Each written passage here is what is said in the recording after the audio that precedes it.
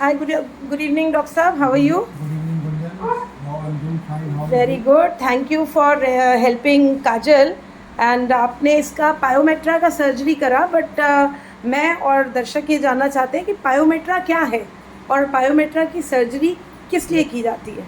बायोमेट्रा जब हम फीमेल्स को जब हम इनिशियली स्प्रे नहीं करते, स्प्रे का मतलब होता है जब यूट्रस ओवरीज नहीं निकालते, है ना, तो तब कुछ हार्मोनल डिसबैलेंस होना। हाँ। दोबारा स्टार्ट करें शुरू से।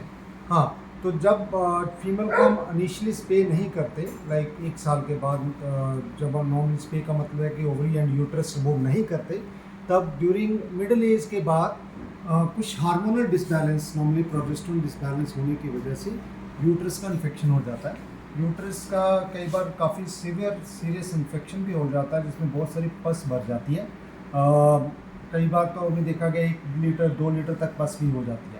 ओह। अब ड्यूरिंग दिस टाइम अब सिम्टम क्या होंगे? सिम्टम्स पेट खाना छोड़ देता है, बहुत स्लगिश लेथार्जी हो जाता है, पानी ज़्यादा पिएगा, सुसु ज़्यादा करेगा, और अगर इन्फेक्शन और भी ज़्यादा हो गई तो नॉर्मली TLC लेवल बढ़ जाता है, तो उसके अंदर वॉमिटिंग भी होनी स्टार्ट हो जाती है एंड पीछे से उठने में प्रॉब्लम होती है। तो पायोमेट्रा भी 2 टाइप का, इसी पायोमेट्रा कहते हैं जब पस उस यूट्रस के अंदर कलेक्ट हो जाता है। पायोमेट्रा 2 टाइप का होता है। एक पायोमेट्रा होता है क्लोज पायोमेट्रा, एक होता है ओपन पायोमेट्रा। क्लोज पायोमेट्रा का ये मतलब है कि उसका जो सर्विक्स ओपन नहीं होता और वो पस अंदर ही रहती है। जब पस अंदर रहती है तो सिम्टम और भी ज़्यादा आते हैं, जो मैंने भी बात करी है। तो इस ऐसी कंडीशंस के अंदर हम लोग नॉर्मली हम अल्ट्रासाउंड करते हैं, ब्लड टेस्ट करते हैं, तो उसमें हमें पता लग जाता है कि ये पायोमेट्रा है। तो पायोमेट्रा का जो बेस्ट ट्रीटमेंट है वो सर्जरी ही होता है। सर्जरी करके यूट्रस ओवरी को निकाल देते हैं, बट ज़्यादातर बहुत अच्छे से रिकवर करते हैं। तो डॉक्टर साहब, सॉरी, आप हाँ बोल रहे थे कुछ। हाँ, और एक मैं ओपन पायोमेट्रा भी मैं बता हाँ देता जी, हूँ। हाँ ओपन जी, पायोमेट्रा में सर्विक्स ओपन हो जाती है और पस बाहर आनी स्टार्ट हो जाती है। जैसा वो कि तो काजल के केस में हुआ। काजल में ओपन पायोमेट्रा था और हमें पहले लग गया कि ये पायोमेट्रा है। फिर हमने स्कैन किया तो काफ़ी बड़ा, साइड भी काफ़ी सारी पस थी। तो फिर आई थिंक हमने 12 दिन पहले इसको ऑपरेट किया था, तो जी हाँ। रिकवरी में आज स्टिचेज निकाल देंगे हम। हाँ जी। थैंक यू डॉक्टर साहब, thank you for saving her. But एक चीज़ मेरे को ये पूछनी थी कि जैसे आपने बताया कि ये इन्फेक्शन है, पस पड़ गई, क्या इसको हम किसी प्रकार के एंटीबायोटिक से भी ठीक कर सकते हैं, या आपके हिसाब से सर्जरी इज़ द। देखो, अगर वो ब्रीडिंग फीमेल नहीं है तो सर्जरी बेस्ट ऑप्शन होता है। हाँ जी। अगर वो ब्रीडिंग फीमेल है और हम मेडिसिनल ट्रीट करना चाहते हैं, तो ऐसी मेडिसिन होती हैं जिससे यूट्रस का ओपनिंग कर सकते हैं, सर्विक्स को ओपन करके पस को हम कुछ मेडिसिन से बाहर निकाल सकते हैं और कुछ एंटीबायोटिक से उसको सुखा सकते हैं। तो ऐसी कंडीशंस में भी काम कर जाती हैं, बट अगर वो ब्रीडिंग फीमेल है। तो एक चीज़ ये कि ओल्ड एज में जैसा इतना ज़्यादा सफरिंग होती है, आपने तो अपने करियर में देखा होगा, क्या ये ब्रीडर्स जो इतना ज़्यादा ब्रीडिंग कर करके छोड़ देते हैं फीमेल्स को, क्या बार बार रिप्रोडक्शन करना और ये सब करने के वजह से भी पायोमेट्रा हो जाता है, या ये इंटरनल कोई चीज़ है जो अपने आप हुआ एंड अपने आप। नॉर्मली ये हार्मोनल डिसबैलेंस की वजह से ही होता है। जरूरी नहीं है कि ओवर ब्रीडिंग से हो, कि ये ऐसा कॉज नहीं है कि उसी की वजह से ज़्यादा हो रहा है।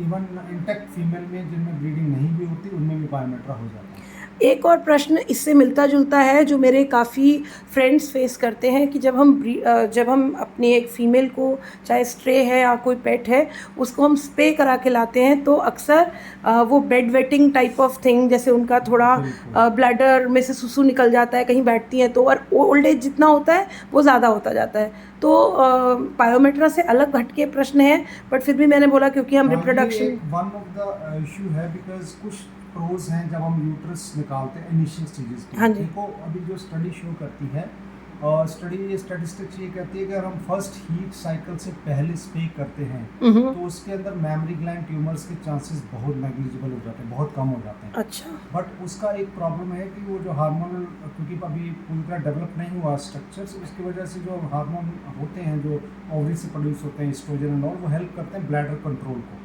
ओके। और अगर वो विद टाइम, बिकॉज वो हार्मोन सोर्स खत्म हो जाता है, जिससे वो ब्लैडर कंट्रोल प्रॉपरली नहीं होता, जिसे यूरिनरी इनकॉन्टिनेंस कहते हैं। हाँ जी। कुछ फीमेल के अंदर वो लेटर ऑन वो आ जाता है।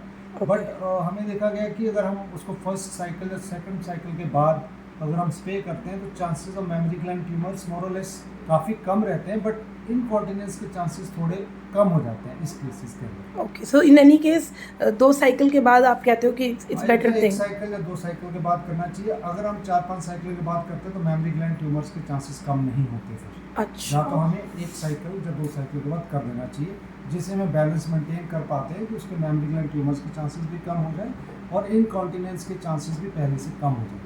Any other tips for the audience for the pyometra specially, जैसा कि ये केस है अभी, ये बिल्कुल स्टिचेस आर फाइन। हम जब लाए थे तो इस बच्चे ने बिल्कुल खाना बंद कर दिया था, जैसा कि आपने बताया पस भर गई थी पूरे यूट्रस में। इमीडिएटली इसको हमने थैंकफुली टेस्ट वर ओके तो हम सर्जरी पे ले पाए टेबल के लिए। तो एनी अदर टिप जो people have to watch? Any tips like अभी मैं आपको एग्जांपल देता हूँ कि हमने कुछ दिन 10 डेज पहले एक लेब्राडोर आई थिंक 12.5 साल की थी, बड़ी 20 फीमेल थी, तो उसको पायोमेट्रा हो गया था। तो उसको समहाउ पिछले 2 साल से वो हो रहा था बार बार। तो दे वर एडवाइज्ड कि इसको अभी ओल्ड एज होगी मत करो, बट आई टेल यू अगर उसका एनेस्थीसिया का हम टेस्ट करते हैं, एक्सरेज एंड ब्लड टेस्ट करते हैं, अगर वो ठीक है तो उसको सर्जरी करके बहुत आराम से ठीक किया जा सकता है। एज ये मैटर नहीं करता कि 12 साल का 13 साल का। तो फीमेल बिल्कुल ठीक हो गई है, वो अभी खाना खा रही है। So I will advise for that. Thank you so much doctor साहब for your valuable time. And very much अब so much. नेक्स्ट केस के साथ हम और अपने ऑडियंस को बताएंगे कि हम किस तरीके से अलग अलग तरीक़ों की चीज़ों के लिए थोड़ा सा प्रिकॉशन लेके समझदारी के साथ सर्जन्स एंड वेट्स के साथ मिल के काम कर सकें। Thank you so much.